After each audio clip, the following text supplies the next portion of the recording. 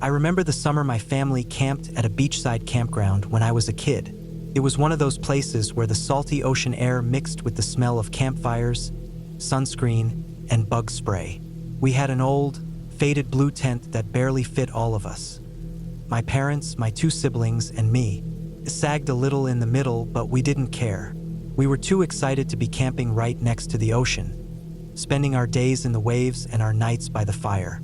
The campground was packed with families like ours.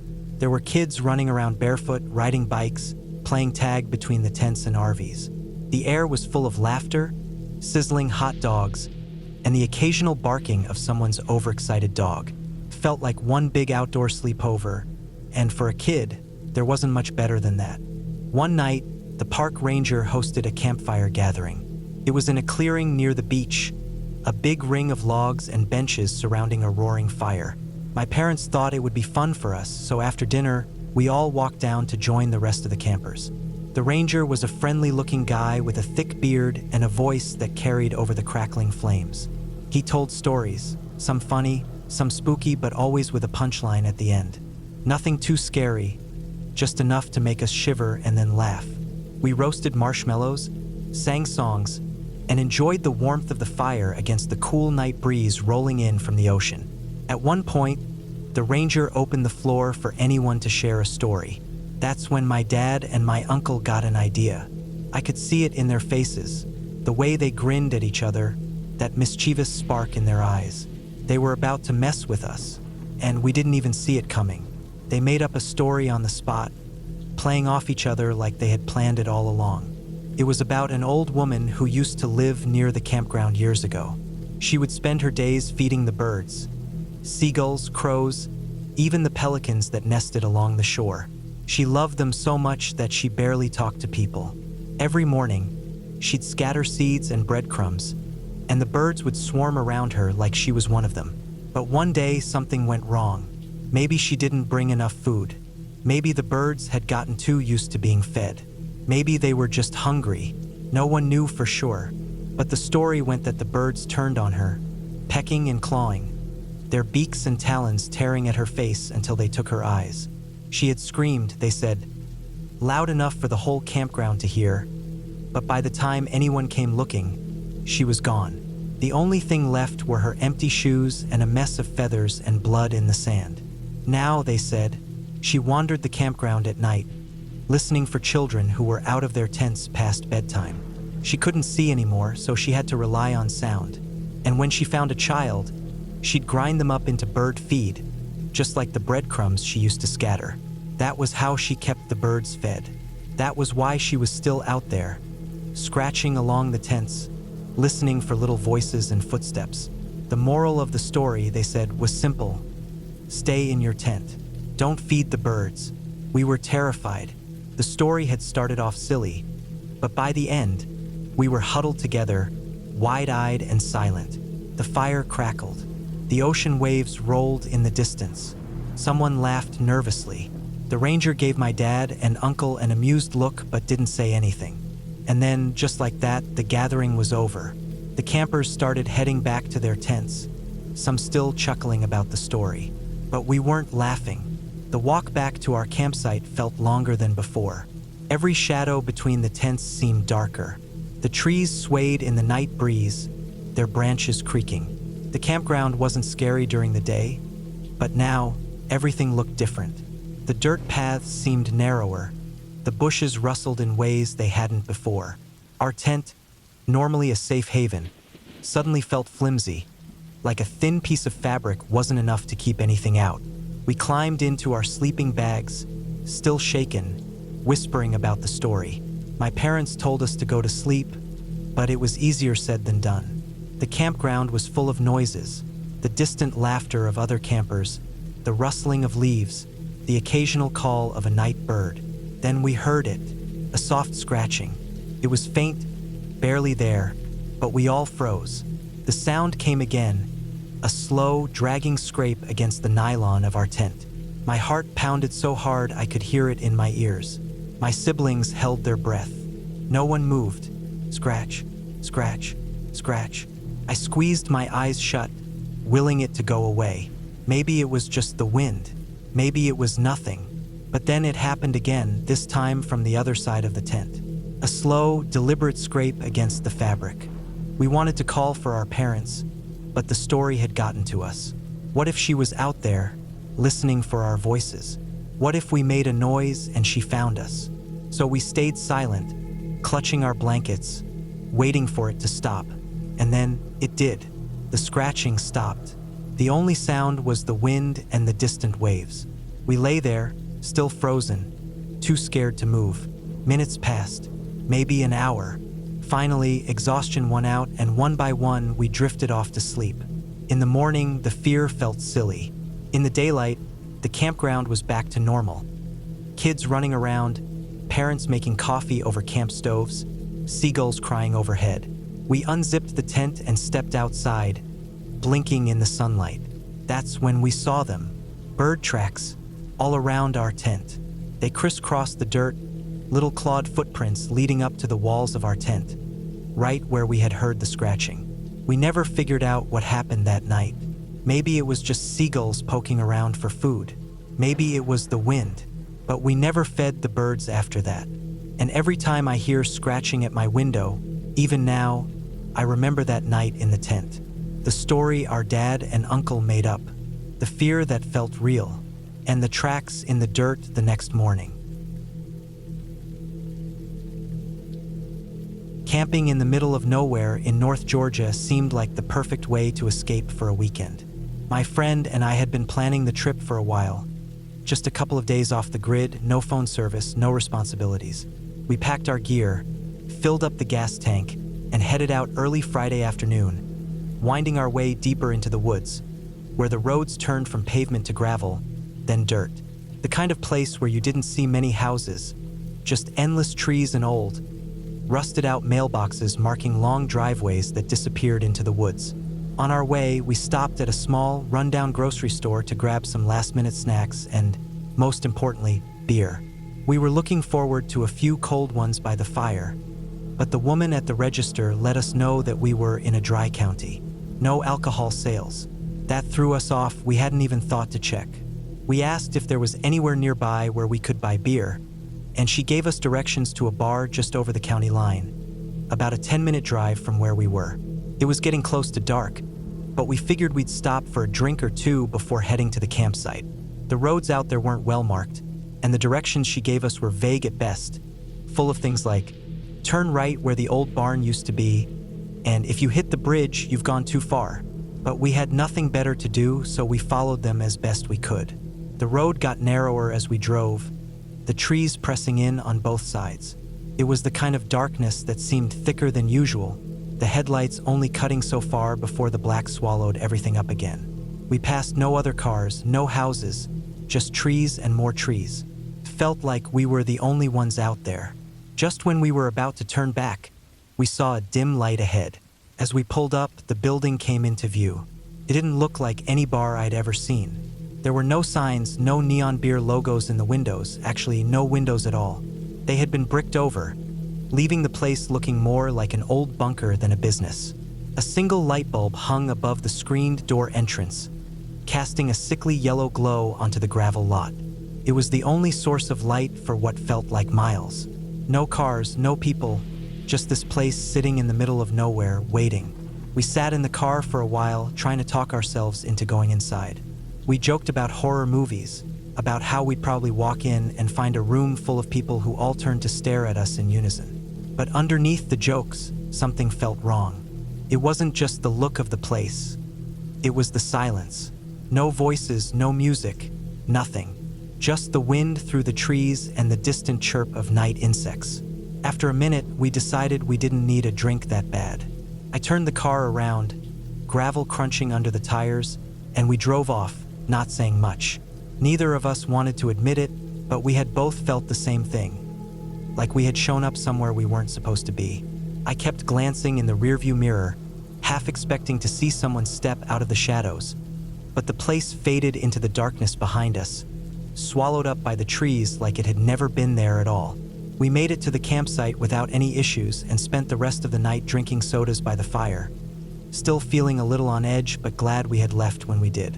The next morning, we started talking with some of the other campers, locals for the most part, people who knew the area well. Eventually, we mentioned the bar, asking if they'd ever been there. The reaction was immediate. One guy frowned, setting down his coffee. Another just shook his head. Someone else muttered something under his breath.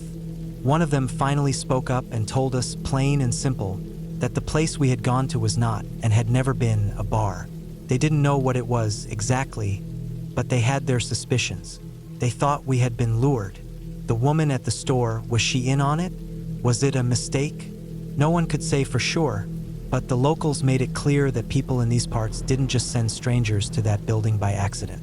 It wasn't a place you stumbled into, and whatever happened to people who did go inside, well, no one really knew, or at least no one wanted to say. The rest of the trip felt different after that. We still hiked, we still sat by the fire at night, but that feeling never quite left us.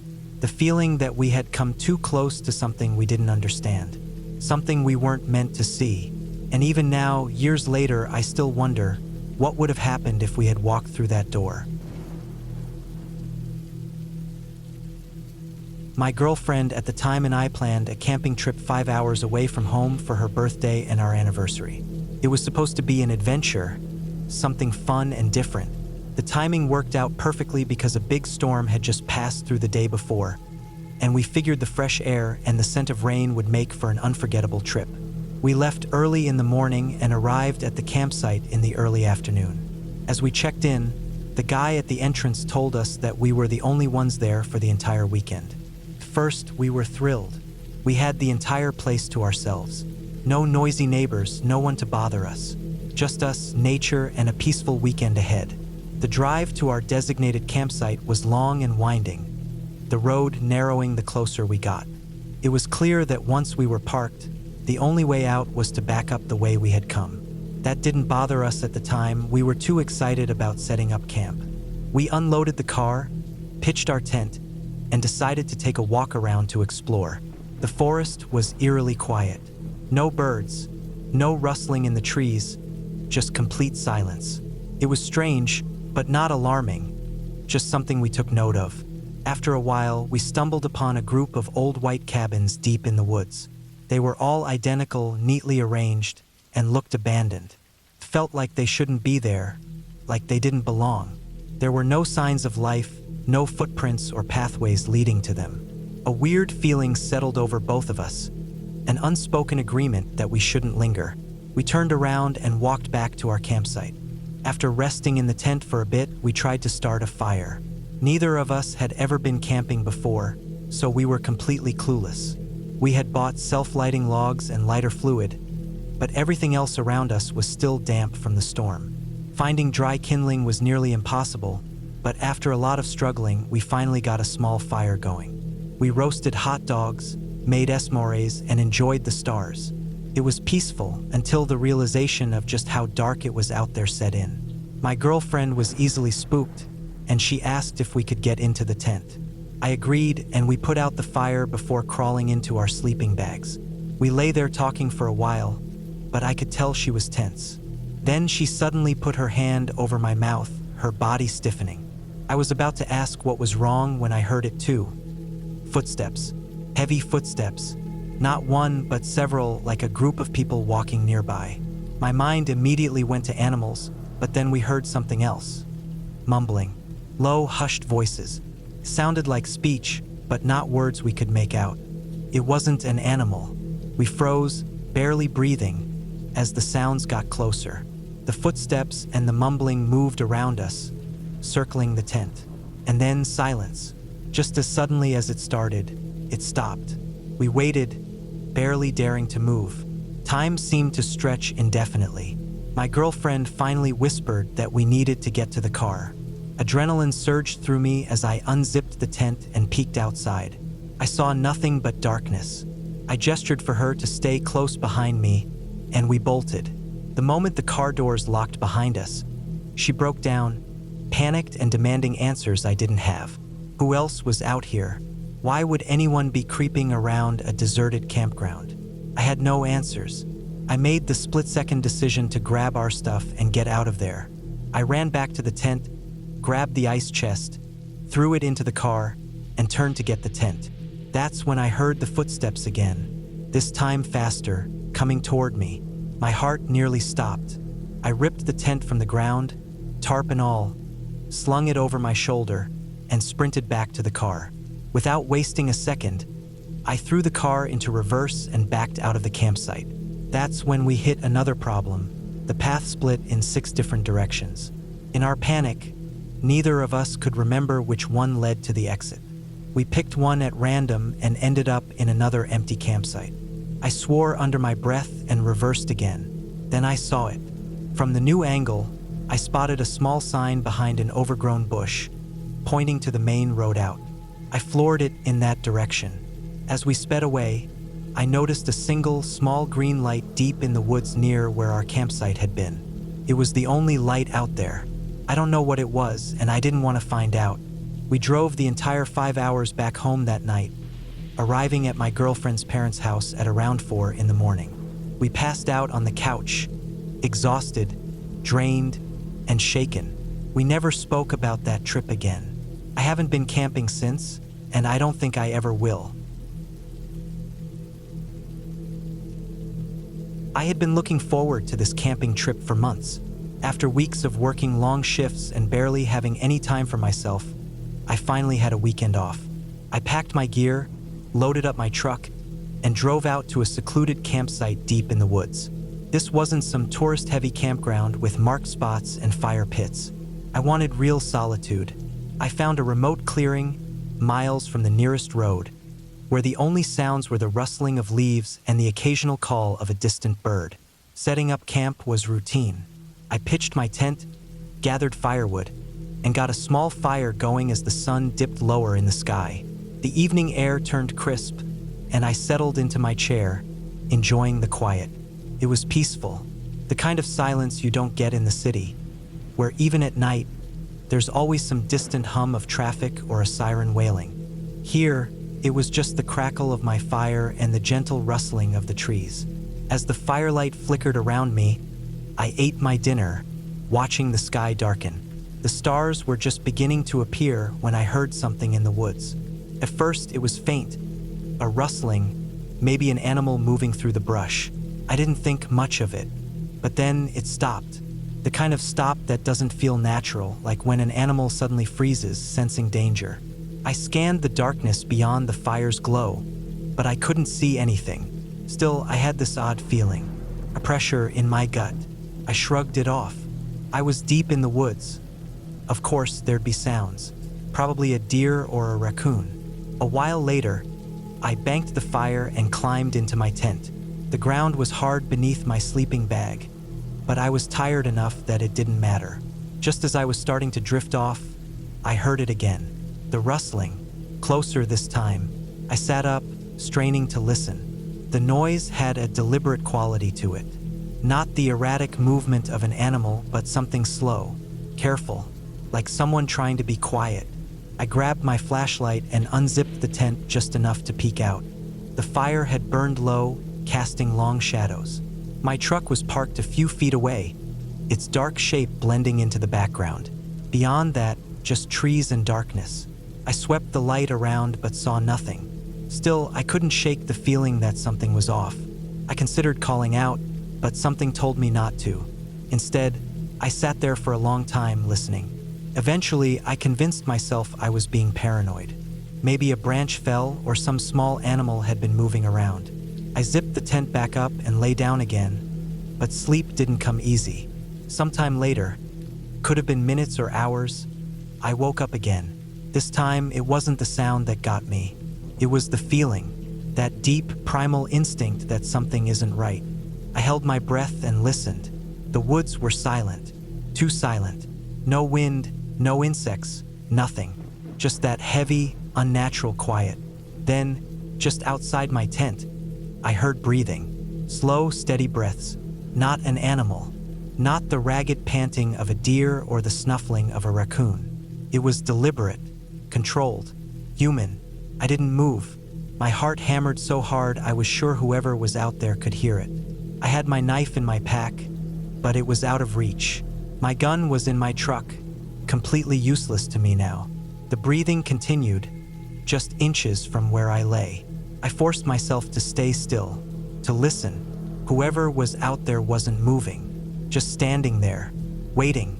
Then, after what felt like forever, the breathing stopped. There was a long pause, followed by soft, slow footsteps moving away.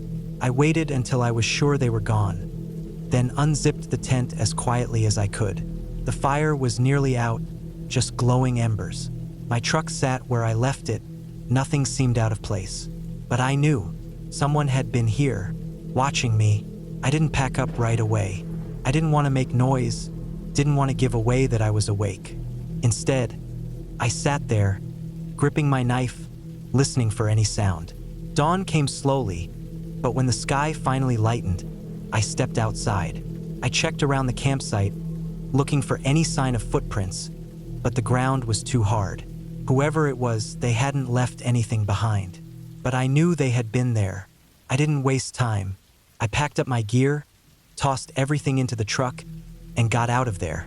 As I drove down the dirt road, I kept checking my mirrors, half expecting to see someone standing there, watching me leave. But there was nothing, just the empty woods. I never reported it. What would I even say? I think someone stood outside my tent last night and breathed. There was no evidence, no crime, just a feeling. But I know what I felt. And sometimes, late at night, I still think about it, about how close they were, about what might have happened if I had made a sound, if I had unzipped that tent just a little too soon. And the worst part, whoever they were, they're still out there. I always liked to think of myself as someone who could handle the outdoors. I grew up camping, hiking, and hunting with my dad and uncle, spending weeks at a time in the woods. I thought I knew what it meant to be alone in the wilderness, to respect nature, and to be prepared for anything. But this time was different. I wasn't prepared, and I was alone. It was late October, and I had taken a week off work to go on a solo camping trip in the Upper Peninsula of Michigan. I wanted real isolation, no designated campsites, no crowded trails, just me and the forest. I picked a spot deep in Hiawatha National Forest, a place I had marked on a map months ago. It was far from any roads, a good hike in from where I parked my truck. The plan was simple: set up camp, fish in a nearby stream, and spend a few days enjoying the quiet. The first day was uneventful. I found a solid clearing about 5 miles in, surrounded by thick trees with just enough of an opening to let sunlight through. I set up my tent, gathered some firewood, and made myself comfortable. The woods were quiet, the kind of silence that only deep wilderness can provide. No distant hum of traffic, no airplanes overhead, just the occasional rustling of leaves and chirping of birds. That night, I made a small fire, cooked some of the fish I had caught, and leaned back against a fallen log, enjoying the crisp autumn air. The stars were bright above me, the kind of clarity you never get near the city. I felt at peace, but there was something off. It was subtle at first, like the way the wind shifted too suddenly or how the usual forest sounds seemed to fade out. I brushed it off as my imagination. I slept lightly, waking up at every small sound outside the tent. Around midnight, I heard something moving in the distance. Not a deer, not something small, something big. I knew how to tell the difference. I lay still, listening, but the sound stopped as suddenly as it had started. The next morning, I woke up feeling uneasy. I chalked it up to the unfamiliarity of being truly alone, but I had camped alone before and never felt like this. I decided to shake it off, grabbed my fishing gear, and headed toward the stream. It was about a half-mile away, down a narrow animal trail that cut through the thick brush. I fished for a few hours, catching a few small trout, but I couldn't shake the feeling that something was off. The woods felt different, like they were holding their breath.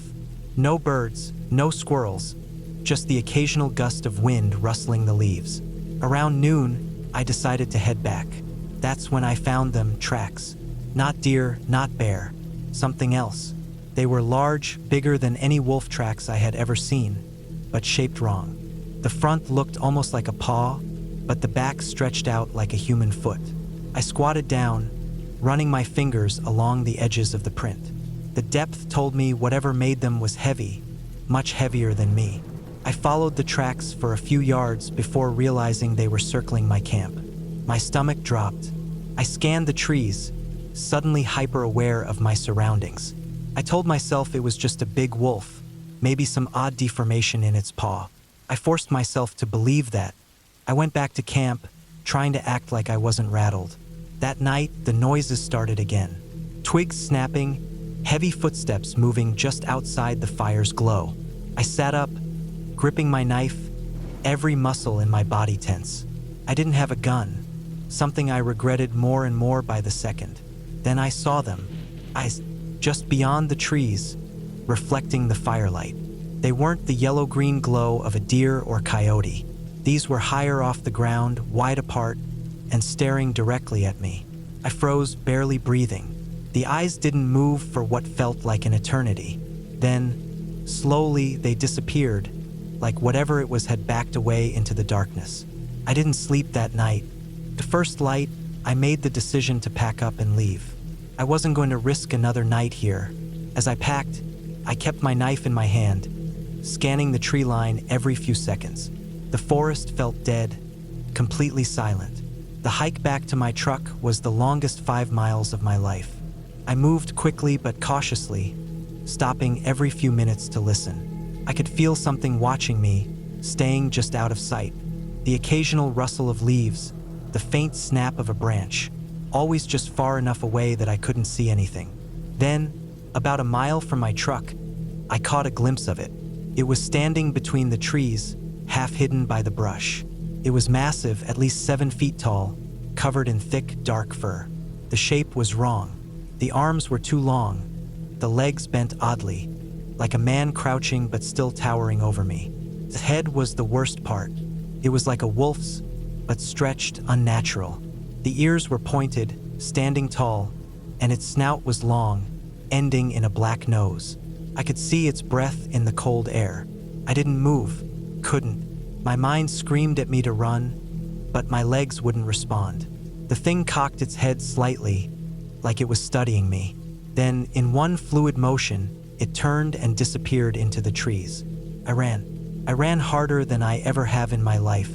My lungs burned, my legs ached, but I didn't stop until I saw my truck. I jumped in, locked the doors, and started the engine with shaking hands. As I pulled away, I saw movement in my rearview mirror. A dark shape, standing just at the edge of the tree line, watching me go. I didn't stop driving for hours. I didn't feel safe until I was back in my apartment, door locked, lights on. I didn't tell anyone what happened. Who would believe me? I haven't been camping since. I always felt safe in the woods. It didn't matter if I was alone, miles from the nearest town, with nothing but trees surrounding me. I grew up camping, hunting, and hiking, so I knew how to handle myself. I knew the sounds of the forest, the habits of animals, the signs to look for when something wasn't right. But that trip changed everything. It was late September when I decided to take a solo camping trip in a national forest a few hours from my home. The summer crowds were gone, and the air was starting to cool, making it the perfect time to spend a few nights out in the wilderness. I picked a spot deep in the forest, far from any trails, where I wouldn't see another person for days. It was exactly the kind of solitude I wanted. The hike in was peaceful. The forest was alive with the sounds of birds and rustling leaves, the occasional snap of a branch as a deer moved through the undergrowth. I found a clearing near a small stream and set up my tent, gathered firewood, and settled in for the night. As the sun dipped below the trees, the temperature dropped, and the quiet of the deep woods took over. That first night, I slept soundly, only waking once to the distant howl of a coyote. It was normal, nothing to be concerned about. I rolled over and went back to sleep, feeling completely at ease.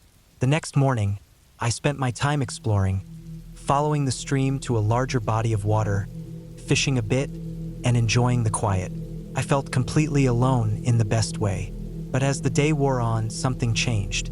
The usual sounds of the forest, birds, squirrels, the occasional rustle of a deer, started to fade. By mid-afternoon, The woods were silent. It was strange, but I told myself it was nothing. Maybe a predator had passed through, scaring off the smaller animals. It happens sometimes. Still, the uneasy feeling lingered in the back of my mind. That night, I built a fire and cooked some of the fish I had caught. The silence hadn't lifted. The woods felt heavy, like they were holding their breath. I kept telling myself it was nothing, but my gut told me otherwise. Then I heard it, a rustling in the trees. Not the wind, not a small animal. Something moving, slow and deliberate. I froze, listening. It was coming from behind my tent, just beyond the fire's light. I turned slowly, trying to catch a glimpse of whatever it was, but all I could see were shadows. Then the smell hit me. It was strong like wet dog, but worse. Rotting, musky. It made my stomach turn. I gripped my knife, every muscle in my body tense. The sound moved again, circling the camp. Whatever it was big. I didn't sleep much that night. Every time I started to doze off, I'd hear a twig snap or leaves rustle. It never came into the light, never revealed itself, but it was there, watching. By morning, the smell was gone, and the woods felt normal again. The birds were back. The small rustlings of life had returned. It almost made me believe I had imagined it. Almost. I thought about packing up and leaving, but I convinced myself to stay. Maybe it had just been a bear passing through. Maybe my nerves were just getting to me. I pushed the fear down and went about my day, trying to enjoy the trip. That afternoon, I found tracks near my campsite. At first, I thought they were coyote prints, but they were too big, too deep, and the shape was wrong. The front looked like a dog's paw, but the back, it stretched out too long, like something had toes.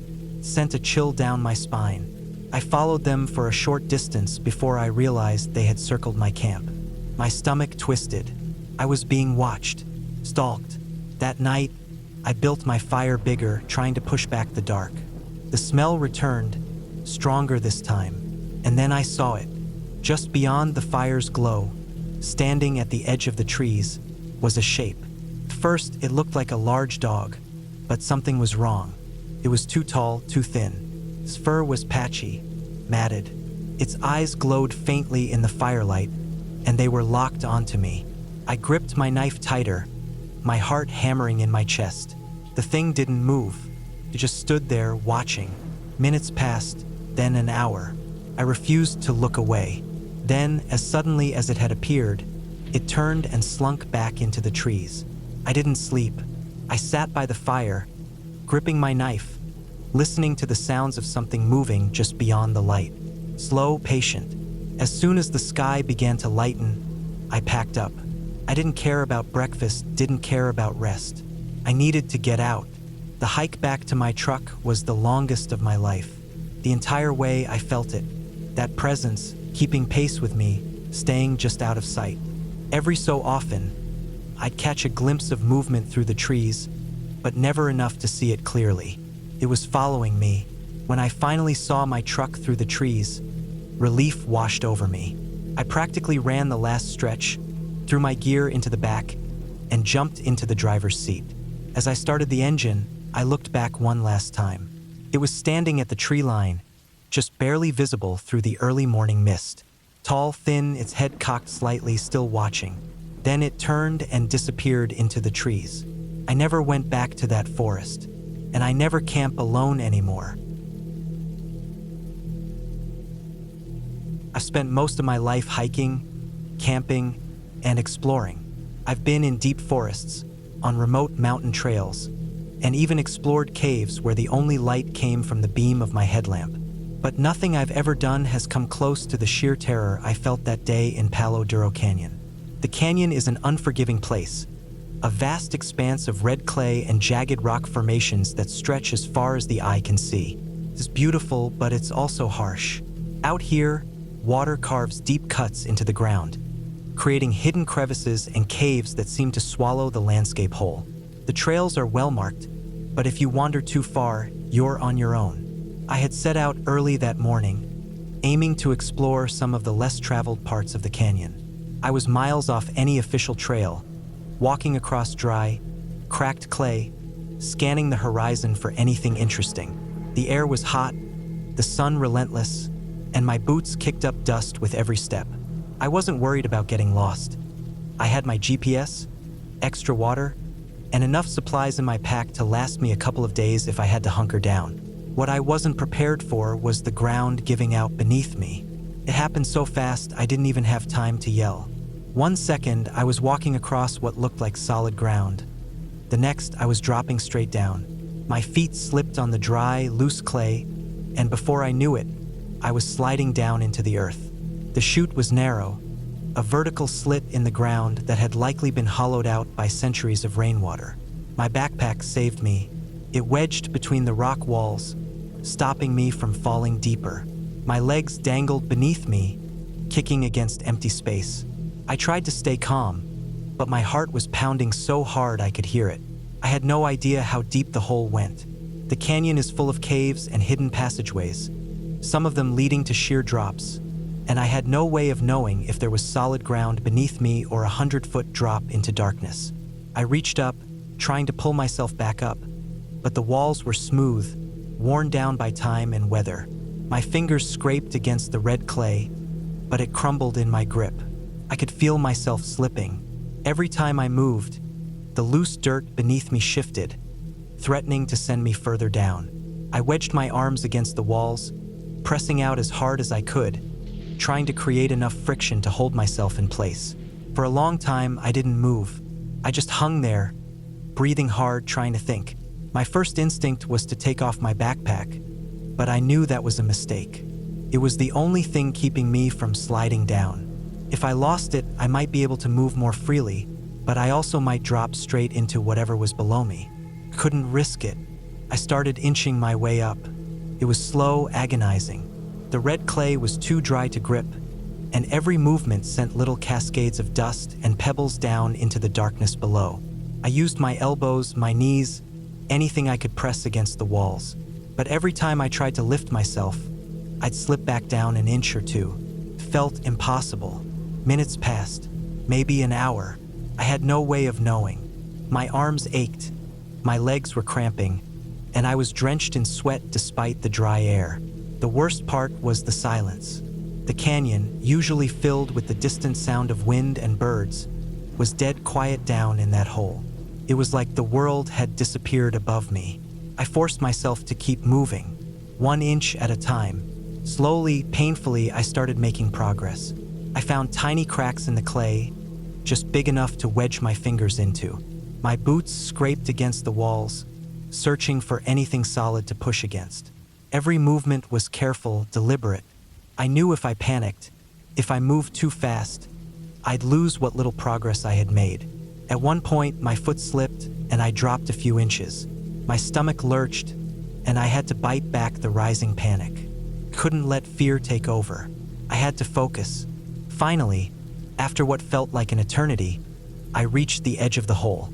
My fingers found a hold, and with one last, desperate push, I pulled myself up. My arms screamed in protest, but I didn't stop. I flung myself forward, rolling onto solid ground, breathing hard. My entire body was shaking. I lay there for a long time, staring up at the sky. The sun had barely moved. It hadn't been as long as it felt.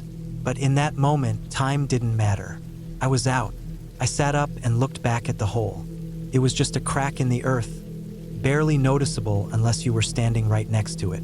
If I had fallen a little further away, if my backpack hadn't caught me, I might never have been found. I marked the spot on my GPS, not wanting to forget where it had happened. Later, back at camp, I told my wife about it. She wanted to see it, so we set out the next morning to find it again. But it was gone. I knew where it should have been. I had marked the location, followed my own tracks, but the ground looked undisturbed, the landscape unchanging. We searched for hours, but there was nothing, just endless red clay and rock. I still don't know how to explain it. Maybe the shifting earth had already filled in part of the hole, covering my tracks. Maybe I was too shaken to remember the exact location. Or maybe some places don't want to be found twice. I still love hiking. I still love exploring. But now, when I walk through the canyon, I watch every step. I know how quickly the earth can open up beneath you, how easily you can disappear. I've spent years as a safari guide in the African lowveld, deep in the wild where nature isn't something you visit, it's something you survive. I've had close calls before. Elephants brushing past my vehicle, hyenas sniffing around camp, even a leopard staring at me from a few meters away. But nothing compares to the night I woke up with a lion pressed against my back. It was winter, and out here that means brutal cold. The days can still be hot, but once the sun sets, the temperature plummets close to freezing. I was camping with a fellow guide, a temporary stop before we continued tracking a pride we had been following for days. We weren't in a lodge, no raised platforms, no heavy-duty fencing. Just 2 small tents, a fire that had burned down to embers, and the vast, untamed wilderness around us. I was deep in sleep when I stirred slightly, realizing something felt off. My back was warm, too warm, the kind of warmth that only comes from another living thing. I shifted slightly, and that's when I felt it, the heavy, muscled weight of something massive, resting against the canvas of my tent. The realization hit me all at once. An animal was lying against my tent. Not a small one either. I could feel its breathing, slow and steady, the rise and fall pressing against me. My first thought was a hyena or maybe a big warthog looking for warmth. But no, it was too big, too heavy. My brain started putting the pieces together, the sheer mass, the body heat, the low, rhythmic breathing. This wasn't just any animal. This was a lion. A full-grown male lion easily weighs over 400 pounds, and I was separated from this one by nothing more than a flimsy sheet of canvas. My mind raced through every possible scenario, none of them good. If it decided to roll over, to push into the tent even slightly, the fabric would give way, and I'd be trapped beneath it. If I made the wrong move, startled it, I might not even have time to scream before it reacted. I stayed completely still, barely breathing. The only sound was the distant chirping of crickets and the occasional rustle of leaves as the night wind stirred the dry grass. Every second felt like an eternity. My heart beat so loud I was sure the lion could hear it. Then, from the other tent, I heard my buddy's voice, soft, barely more than a whisper. "Are you awake?" There was a tremor in his voice, one I had never heard before. That's when I knew he had seen it. He wasn't guessing. He knew exactly what was pressed against my back. Without thinking, I answered. Not a whisper, not a careful murmur, just a normal, clear, instinctive yes. The moment the word left my mouth, I regretted it. The lion shifted. The warmth disappeared as it stood up. I could hear the sound of its massive paws pressing into the dirt, the soft crunch of dry leaves. It hesitated for just a moment, then walked away, heavy footfalls disappearing into the darkness. I stayed frozen in place for what felt like hours, my body unwilling to move. Eventually, I forced myself to sit up, careful, slow. The tent was still intact. No tears, no sign that anything had even happened, except for the large, unmistakable paw prints in the dirt just outside. The fire had burned down too low to keep anything away. We had let our guard down. It must have wandered into camp sometime in the night, looking for warmth. Maybe it had been there for hours, sharing my body heat through the thin layer of fabric. The thought made my stomach churn. My buddy unzipped his tent, stepping out slowly, eyes scanning the darkness. Neither of us said a word for a long time. What was there to say? We had gotten lucky. That was all. No skill, no planning, no careful decision-making had saved me. Just sheer, dumb luck. We didn't go back to sleep that night. We stoked the fire, made coffee, and sat in silence, listening to the distant calls of the night. When the sun finally rose, we broke camp. We checked the area, looked for signs of the lion's movement. It had come in from the east, wandered past my tent, then left the same way, its tracks disappearing into the brush. I've had plenty of close encounters before, but nothing like that. A lion isn't like other predators. This raw power, a force of nature. That night, I wasn't a guide, an experienced outdoorsman, or an expert tracker. I was just another part of the landscape, something it had brushed up against in the cold, something insignificant enough to ignore. I still guide safaris. I still camp in the wild. But now, every time I settle into my tent, I remember the warmth of that massive body against my back, the slow, steady breathing of a creature that could have ended my life in an instant. And I never, ever let the fire burn down again. I've spent plenty of nights camping alone in the bush, far from towns, far from roads, far from anything resembling civilization. There's a peace to it, the kind you don't get in campgrounds or even in designated national parks. Just you, the stars, the distant sounds of nocturnal animals, and the deep, heavy silence of the wilderness. I never worried much about danger. I was cautious, sure, but I'd never felt truly unsafe. That changed after one night, one I still can't explain. I'd set up my tent in a patch of secluded bushland, the kind of place where the ground is thick with leaf litter and dry sticks, where every step, every movement makes a sound. It's the perfect kind of terrain if you want to know what's moving around you. Any animal, even something small, is easy to hear, especially at night when everything is still. If anything or anyone were to come close, I'd know. I'd spent the evening by the fire, cooking a simple meal, listening to the sounds of the bush, the occasional rustle in the distance, the chirping of insects, the calls of possums moving through the trees. It was normal, comfortable. After dousing the fire properly and making sure my gear was secure, I crawled into my tent, zipped it up, and settled in for the night. I woke up sometime later, disoriented. The fire was out, but the moon cast a faint glow through the thin fabric of my tent. I lay there, trying to figure out what had woken me. Then I heard it, a soft, wet plopping sound, not far from my tent. It wasn't a rustle. It wasn't footsteps, just a single heavy plop. Then nothing. I held my breath, listening. No movement, no crunching of leaves, no twigs snapping underfoot.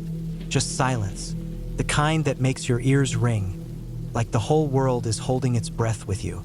I stayed like that for a long time, waiting for something more. A sound, a clue, anything. But nothing happened. Eventually, my racing heart slowed, and I convinced myself it was nothing. Maybe something had fallen from a tree. Maybe an animal had dropped something. I forced myself to relax and drifted back into an uneasy sleep. Morning came, and as soon as I unzipped my tent and stepped outside, my stomach turned. Right next to my tent, barely a foot away, was the severed head of a kangaroo. It wasn't there when I set up camp. It hadn't been there when I went to sleep, and I sure as hell hadn't put it there. The head was fresh, too fresh. The eyes were still open. The blood hadn't fully dried. The cut along the neck was rough, jagged, like it had been torn more than sliced. There were no tracks around my tent, no signs of a struggle, nothing to indicate how it had gotten there or who or what had brought it. I scanned the area, heart pounding. The bush was quiet, too quiet. No morning birds, no distant sounds of wildlife, just stillness. I grabbed my gear, packed faster than I ever had in my life, and got out. I didn't care about breakfast, didn't care about leaving anything behind. I just needed to leave. I hiked back to my car, constantly checking over my shoulder, listening for anything following me. But there was nothing, just that heavy silence. When I finally reached my car, I locked the doors the moment I got inside, started the engine, and drove without looking back. I've camped alone plenty of times since then, but never in that area again. I don't know who or what left that kangaroo's head by my tent. I don't know if it was meant as a warning or something else entirely, but I do know one thing. There are some things in the bush you're not meant to understand. And when the bush tells you to leave, you listen. There's something about camping deep in the woods that changes the way you experience the night. The darkness feels heavier, the silence thicker, and every little noise suddenly seems significant. Out there, with only a dim fire and a thin tent separating you from the unknown, your senses become sharper. You start noticing things you'd ignore anywhere else. That night, we had been sitting around a low-burning fire, talking in hushed voices. It was late, past 2 a.m., and most of the energy from earlier in the night had faded into a quiet, comfortable exhaustion. The fire had burned down to embers, flickering low, just bright enough to cast shifting shadows into the trees. The night was perfectly still, except for the occasional crackle of the fire and the distant sounds of the forest. Then, from the darkness came the rustling. It was soft at first, a faint disturbance in the underbrush, just out of reach of the firelight. My pulse quickened, and we all went silent, straining to hear. The sound came again, closer this time, something moving through the dry leaves, stepping carefully but not carefully enough. We grabbed our flashlights, scanning the tree line. The beams cut through the dark, illuminating patches of forest, gnarled roots, low-hanging branches, scattered leaves, but nothing was there. I swept my light in a slow arc, waiting for movement. The rustling stopped. A few seconds passed, and just as I was about to turn my light off, it started again. But this time, it was fast. Something small darted out from the trees, a blur of movement against the dim glow of the fire. My heart jumped. I barely had time to register what it was before it did something that sent a chill through my entire body. It ran straight into the fire. There was a horrible sizzling sound, a sudden, sharp hiss as the small body hit the embers. We all recoiled, yelling in shock as the smell of burnt hair filled the air. I caught the briefest glimpse of it, small, dark-furred, its limbs twitching violently for only a second before going completely still. No one moved. No one spoke. The only sound was the crackling of the fire, the remains of the creature disappearing into the embers. The smell was nauseating, thick and heavy, lingering in the cold night air. I swallowed hard, my pulse still racing. It had been a mole, just a small, ordinary mole. But the way it ran, the way it threw itself into the fire without hesitation, without changing direction, it wasn't normal. Animals don't do that. Not by accident. No one slept that night. We kept the fire going, not speaking much, the unease lingering like a weight on all of us. Every so often, one of us would glance at the fire, as if expecting something else to come running out of the darkness. But nothing else did. The night stretched on, long and uneasy, until finally, the first hints of dawn began creeping through the trees. In the morning, we raked through the ashes. What was left of the mole was barely recognizable. Just a few small bones, some blackened remains. There was no reason to do anything with it, but after everything, we couldn't just leave it there. We dug a small hole near the campsite, carefully gathering what remained and burying it in the soft earth. We didn't talk about why we were doing it. We just did. A proper burial, as if that would somehow make sense of what had happened. As if that would somehow make it less disturbing. Even now, I can't explain it. It was just a mole, just a freak accident. That's the logical answer. But out there, in the middle of the woods, with nothing but the cold night air and the distant rustling of unseen things in the trees, logic doesn't always bring much comfort.